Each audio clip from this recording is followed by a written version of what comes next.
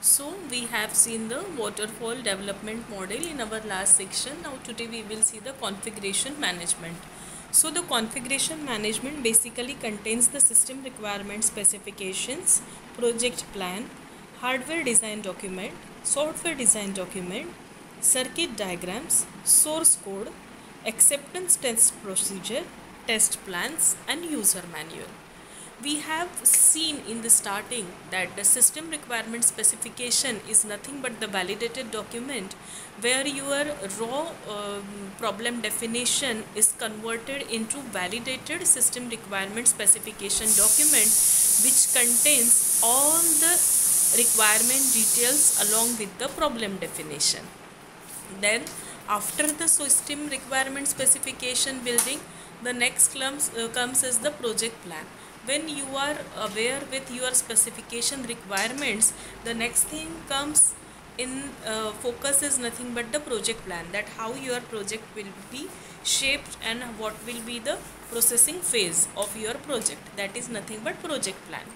After that, we have seen the designing is divided into two parts, that is hardware and software partitioning, that is nothing but called as co-design.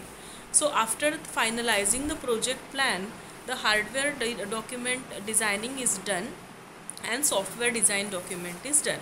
As both the designing works parallelly, so the hardware design document and software design document takes place parallelly. After that comes the circuit diagram. We have seen that whenever we are building the software, first we will collect the components, but before that we will finalize the block diagram, that is nothing but circuit diagram, and after finalization of that circuit diagram, that is implemented in actual. So for that, circuit diagram plays the important role where we will be finalizing how the connections will be in real. Then comes the source code. For source code, the basic will be what? Algorithm.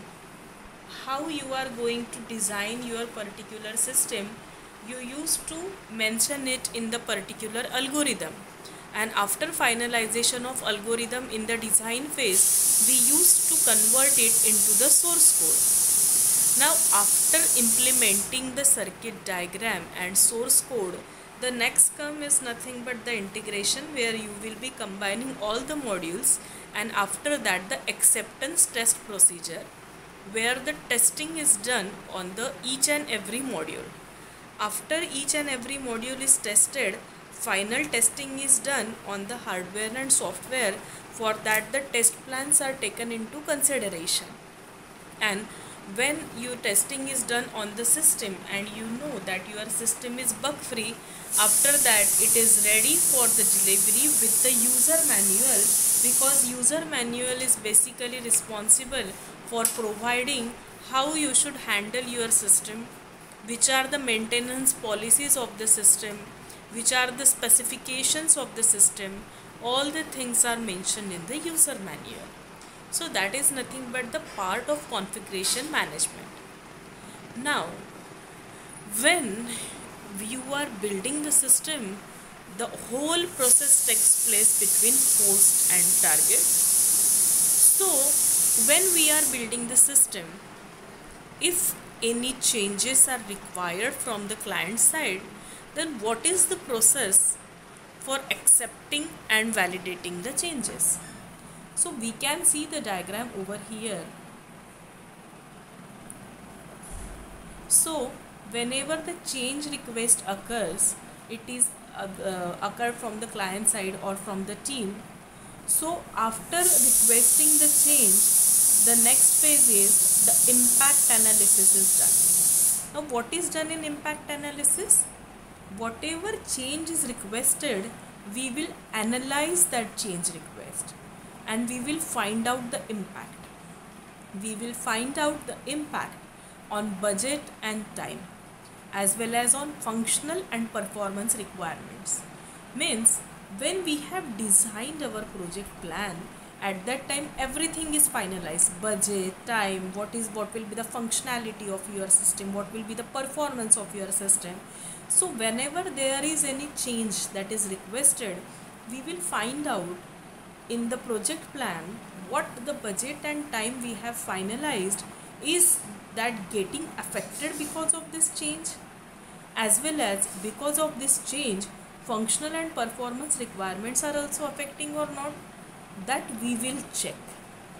So after checking the impact and after finalizing that whatever change is requested, that is accepted by our side, only after that ECN is released, and that ECN is nothing but engineering change note.